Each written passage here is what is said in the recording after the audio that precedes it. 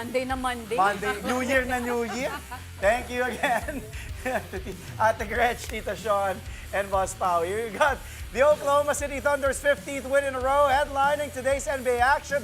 Plus, Meralco and Ginebra getting victories as a PBA returns. And we've got stunning news out of the Japan B-League as Kai Soto goes down with a knee injury. Yikes! Prayers up for Kai Soto. I'm Andre Felix. And I'm Cheska Calao. And here's tonight's play-by-play.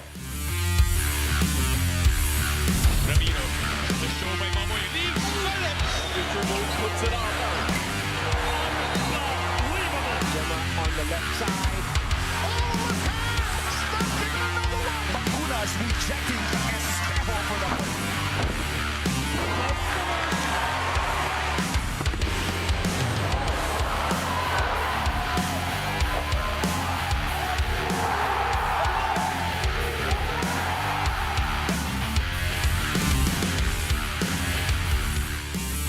No better way for the Oklahoma City Thunder to extend their franchise best win streak to 15 games. They took down the defending champions, the Boston Celtics, 105-92. A bit of a comeback here for OKC, who was down 10 points entering the third.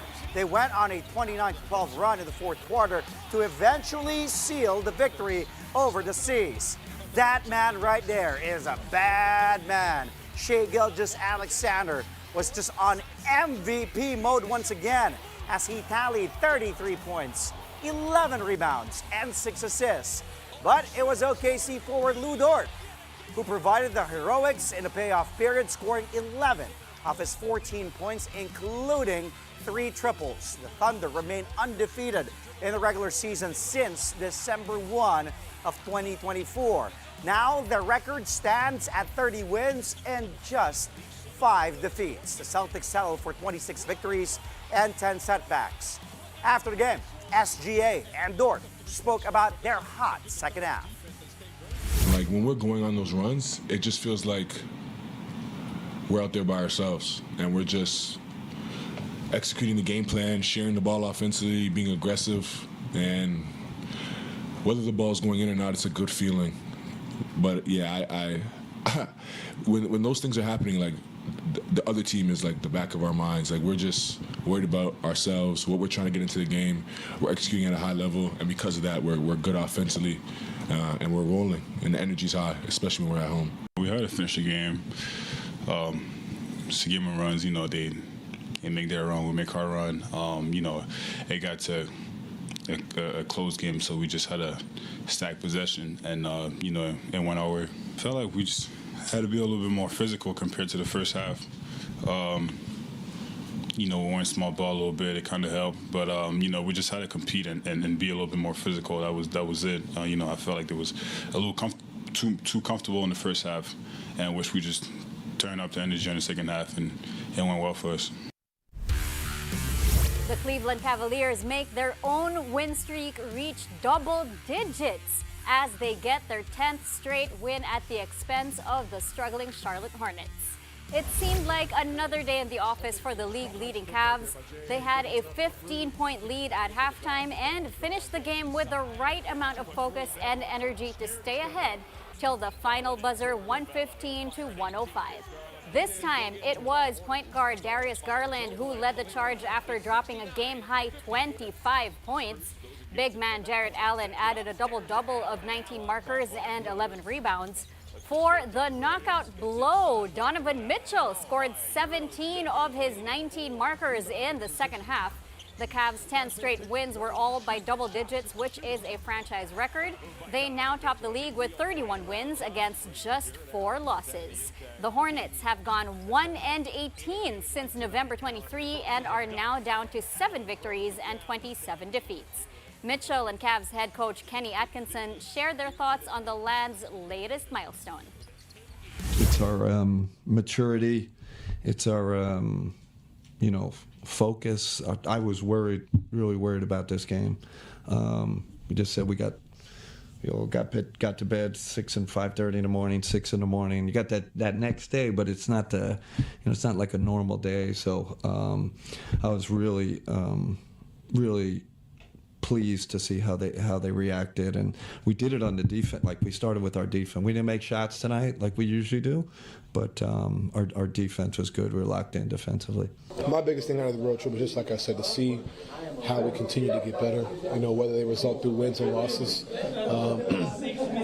It is what it is. We always want to win games. You want to learn through wins, and I think we have. But I think the biggest thing is we did a lot of positive things throughout these 4 wins. It wasn't so much about just winning the game. It's like how we won, the ways we won. We did it 4 different ways. I think that's what you're starting to see, whether it's Golden State, they're a little physical, Denver coming out strong, the Lakers back and forth throughout the whole game, and then tonight, keeping the lead, kind of messing up a little bit, figuring it out at the end of a road trip. We're all tired, so it's just how we're winning. I think that's how I evaluate it. That's how we evaluate it. We go out and expect to win every game, but my biggest thing is always, like you said, learn through the wins and continue to build good habits, and that's what you're starting to see. As for the Sacramento Kings, they stretched their winning run to 4 games as they destroy the Golden State Warriors at the Chase Center. The Kings hit the ground running here, building a 15-point lead in the opening quarter and never looking back en route to the 129-99 big win. Sacramento did all these even without starting point guard De'Aaron Fox, who had a bruised glute muscle. Malik Monk stepped up to lead the surge, scoring a game-high 26 points. Monk also dished out a career-high 12 assists. Kings big man Domantas Sabonis showed out as well with 22 markers, 17 rebounds, and 7 dimes. Since the dismissal of head coach Mike Brown, the Kings have won 4 of their last 5 games under interim coach Doug Christie. Their overall record now stands at 17 wins and 19 losses. The Warriors dropped to 18 wins against 17 defeats. After the game, veteran superstar DeMar DeRozan, who had 12 points, and Coach Christie spoke about their current success. I think just going out there, leaving it all out there, playing with joy, freedom for one another. I would say it's just more so that than anything, just going out there playing freely with joy and for one another. Stay with it. We all want to win. We all competitors. We all hate, when we was in the slump that we was in. And on the only way out of that was to stick together. It was going to turn. We had a tough, week and a half ago of, so much changing. A lot of stuff was going on, and the only way to get out of stuff like that is to pull together and pull through it. And, I think that's just what we have right now. Just a high level of competition and competitive nature that super excited for those guys. They play hard, they play their heart out, and like I tell them, is at the end of the night when you do that, you can look yourself in the mirror and you can be proud at whatever. You're not always going to win, and you're not always going to have winning streaks and those things, but the one thing that you can control is how you go out and how you attack. And I thought that they continued down the path of my expectations. Just trying to get them to be aggressive, trust each other, and play for each other. When I look down at the stat sheet and I see 31 assists, I'm smiling. When I see 40-plus threes taken, I'm smiling. And most of those are going to be where we get in the paint, play off 2 feet under control, spray the ball out. You got it, shoot it. If you don't, give it one more drive, kick it, and continue on doing that. And those type of things, it's contagious. Everyone's touching the ball, everyone feels good about themselves, then we go to the other end and help each other the same way. 6 more NBA teams saw action today. Here are the scores. CJ McCollum and DeJounte Murray lead the New Orleans Pelicans past the Washington Wizards in the battle of bottom feeders 110-98. The Utah Jazz take advantage of the Orlando Magic's severely depleted roster as they take a 105-92 victory. And lastly, the Houston Rockets hold off the LA Lakers after a game-sealing steal by Fred VanVleet, 119-115. After the break, when will Jamie Malonzo officially suit up for Barangay Ginebra after being reactivated in the lineup? Find out what Coach Tim Cohen had to say about that after their win against San Miguel over the weekend. Play-by-play will be right back.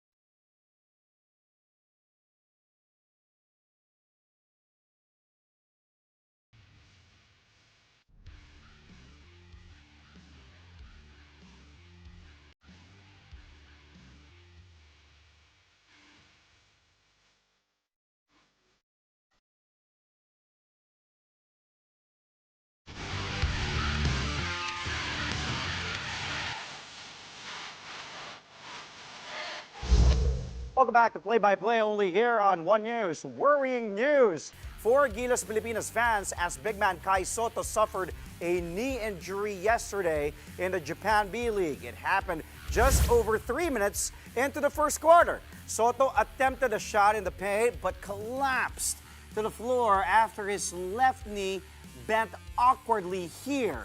The 7'3" center remained down, visibly in pain, before being carried off the court on a stretcher. Soto did not re-enter the game, but was able to return to the bench to watch the remainder of the match. The injury abruptly halts Soto's impressive B-League season so far, where he has been posting averages of 13.8 points, 9.6 rebounds, 2 assists, and 1.1 blocks per game.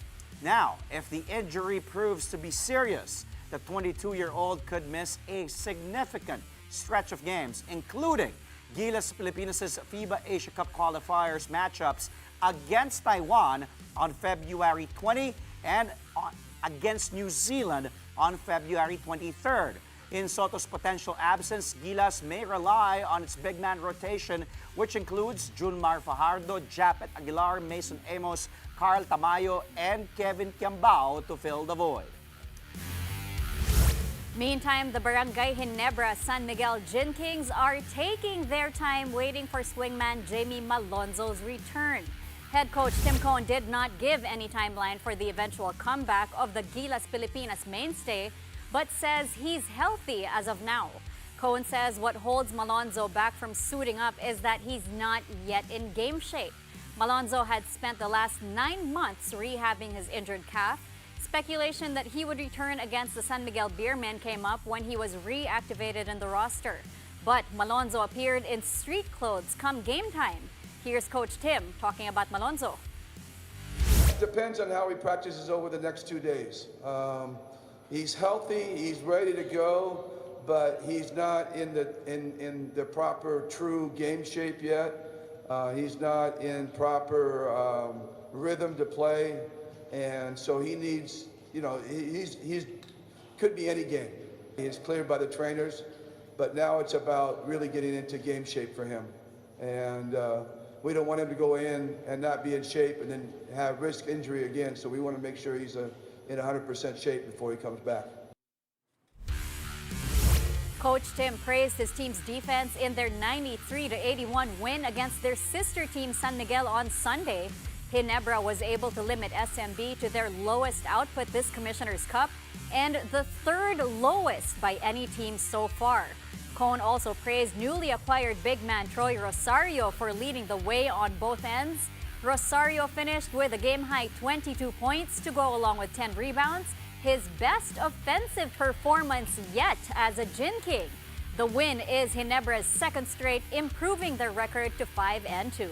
The Beermen sink to 3-4. I just think our guys really, came out and just played great on the defensive side. I remember looking up on the score and they had like 25 points with about 4 minutes left in the half, and I was going, wow, how'd we do that? I couldn't figure it out. But just a lot of heart led by this guy. I mean, he was all over the floor. He's always been all over the floor defensively for us and on the boards and been that X factor for us. But tonight he was also huge on the offensive side, knocking down shots, getting offensive rebounds. Troy kind of represented our performance tonight. Be aggressive and be the aggressor. So coming into this game, San Miguel, how big they are, how power team they are, powerhouse team they are. So we have to limit our errors in the defensive end and execute our system.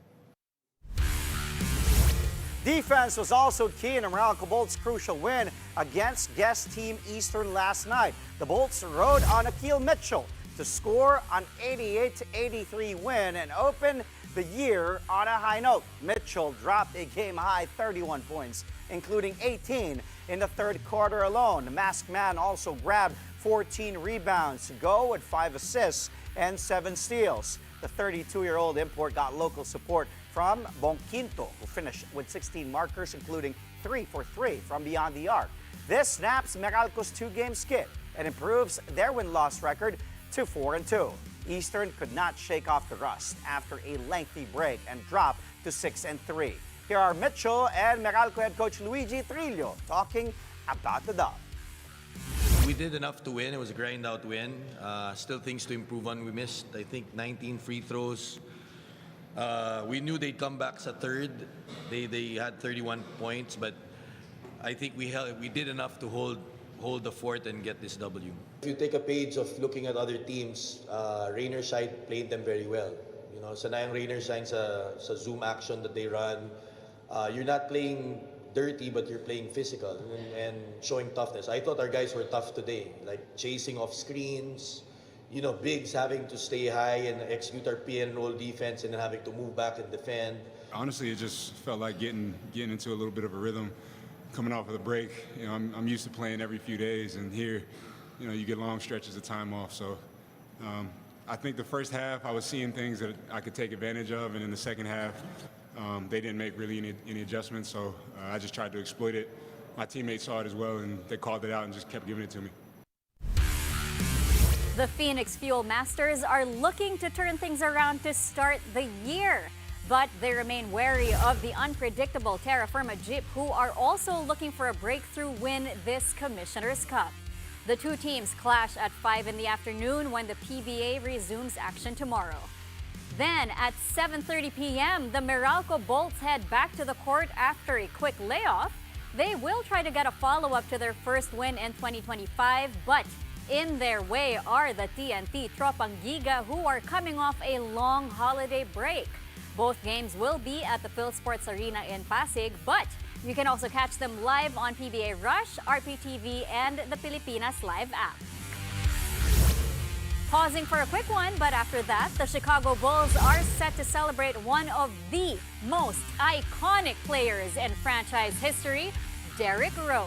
That story and more when Play-by-Play returns.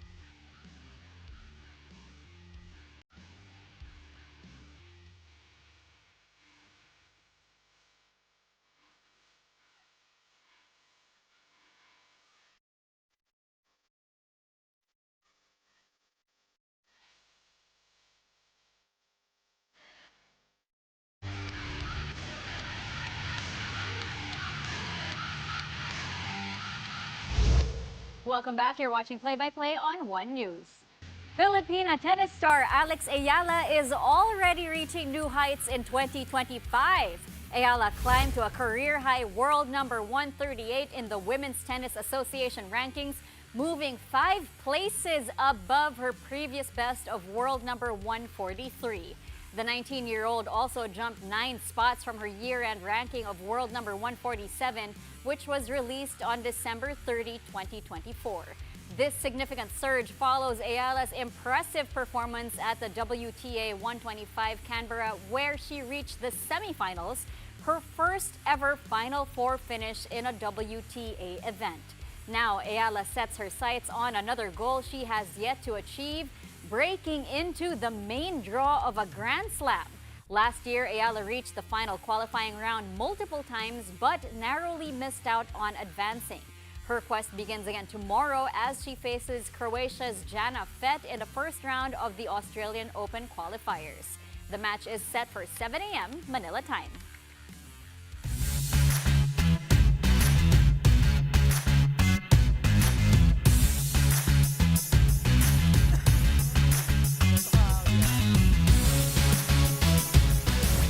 Okay, the PBA finally back from its holiday break. So of course, syempre, may mga plays tayo from its first 2 games of 2025 plus highlights from today's NBA games. Roll it! Ginebra against San Miguel. Scotty, the lob to jump it like it's hot. Let's watch that again to start things off in this blockbuster showdown between San Miguel and Ginebra sister teams. Talagang magkakaamuyan lang, tinginan lang eh. And Scotty knows what to do. Just toss it up to Japet Aguilar. Aguilar finished with 11 points, 8 rebounds, and a Gen Kings big win, 91-83 over their sister team, big brother, the San Miguel Beermen. Next play, how about Meralco against Eastern late in the game? Aaron Black on an ISO against Kobe Lamb. Whoop! Using the offhand with the dipsy do too. Remember, AB is a lefty, but he used the right hand here for good measure. Take a look at the layo ng takeoff. Woo! The athleticism by AB to give the Bolts a 5-point cushion with 45 ticks left in the game. Black had 9 points, 5 boards. Meralco starts off the 2025 new year off right by getting an 88-83 win over Eastern. Happy for you, AB. Good to see you playing and healthy too. On to the next one. This time in the NBA, Trey Murphy III. Look out! Woo! Sumabay pa silang dalawa. Alex Sarr and Justin Champagny. Look at this. Alex Sarr. Woo! Welcome to the poster of Trey Murphy III. Wow, he gets a 10 for this vicious jam here. Murphy finished with 22, 8 boards, 2 steals, as the Pels defeat the Wizards 110-98. How about Fred VanVleet, FVV, penetrating here? Let's take a look. Nope, it's Jalen Green. Nagbukaw pa eh, against 2 defenders, but there's Amen Thompson. So it's Jalen Green, corner trap, just throws one up, and guess who's there? Amen. Sing it with me, check. Amen. And Amen Thompson with that putback slam. Amen had 23 points, career high 16 rebounds. Rockets outlast the Lakers 119-115. Okay, last play. SGA here starts off with the block on JT. Woo! On Tatum. And then, here comes, is that Dort or Williams? Back to SGA, up the lob. Oh, over Derek White. And look at that big guy. Look at the big guy happy. It's like he's watching WWE, but no, he's watching the OKC game. What a play there. It all started with defense with SGA, and then it ends with him lobbing to big man Hartenstein. They've been 16-1 since Isaiah Hartenstein has been playing for OKC. Tally 33 points, 11 rebounds, 6 helpers. That's SGA. Hart had 8 points, 10 boards, 3 blocks in OKC's big win over the defending champs, 105-92. And look at that. Oh, that guy made my day. Okay, your favorite play, check. The guy doing the yes, yes, the Daniel Bryan, yes, yes. This Daniel Bryan, yes, yes, yes. Let's go. Aba, Daniel Bryan, ano ka din pala? Let's see, we'll see that guy. Look at that guy there, loving it. How about the OKC Thunder though? I got a question, quick one before we do that last item. OKC, you think they're the real deal all the way to the finals? Because they're pretty strong, defeated. They're pretty strong. And but defending again, champs too. What do you You think? never know. I don't like saying things this early. I'll have probably I'll give two teams, OKC and Memphis, or if not Memphis, probably Houston, pero OKC. Sige, can basta come wag ka out lang of the ulit West. kakanta. So, first Monday of the no. Oh no. But anyway, before we go. Okay, go. Months after announcing his retirement Yes. from the sport, Derrick Rose gets an emotional tribute from his hometown team, the Chicago Bulls. With several former teammates in attendance, the Chicago native was celebrated during a special Derrick Rose night halftime ceremony at the United Center yesterday when the Bulls hosted another former D-Rose team, the New York Knicks. Fans came out in full force, donning their favorite D-Rose jerseys to honor their hometown hero. As expected, chants of MVP echoed through the arena as Rose delivered a heartfelt halftime speech. Rose, who announced his retirement in September, solidified his place in Chicago basketball history as the local star from Simeon High School who became the #1 overall pick in the 2008 NBA draft. He transformed the struggling Bulls into an Eastern Conference contender before injuries limited his career as an elite player. Despite the setbacks, the overwhelming reception highlighted that Chicago still views Rose as a star. The Bulls also announced that Rose will become the 5th player in team history to have his jersey retired, joining legends, of course, Michael Jordan, Scottie Pippen, Jerry Sloan, and Bob Love. The ceremony is set for a future date. I remember when D-Rose was here in the Philippines. I'm a big D-Rose fan. One of the nicest Czech, and you know, ang ganda na binigyan siya ng tribute, rightfully so. And to retire his jersey, I'm sure you've seen it, we've all seen it, viral videos of him and his son, Joakim Noah. Ang dami niyang kasing na-inspire. Yes, and you're right. That was the D-Rose tour. Got to interview him. Great D-Rose. guy. Super bad. Super and bad. more importantly, just his impact on the game, impact on people around him, impact on his community. Who can forget that 50-point game where, oh my gosh. He was in Minnesota na.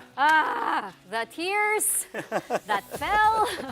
Grabe. Well-deserved. Yes, for and Derrick kids, Rose. in case you didn't see D-Rose in his prime, just go YouTube, watch Derrick Rose, MVP year back in Ona. Grabe talaga yung Derrick Rose nun. And that's all from us tonight. You can catch us again tomorrow at 9 p.m. for a play-by-play of the day's top sports stories. Play-by-play is on One News, that's Signal TV Channel 8 on SD and Channel 250 on HD. We're also available on Signal Play and Pilipinas Live. I'm Andre Felix. And I'm Cheska Lituncala. Thank you for watching. Good night.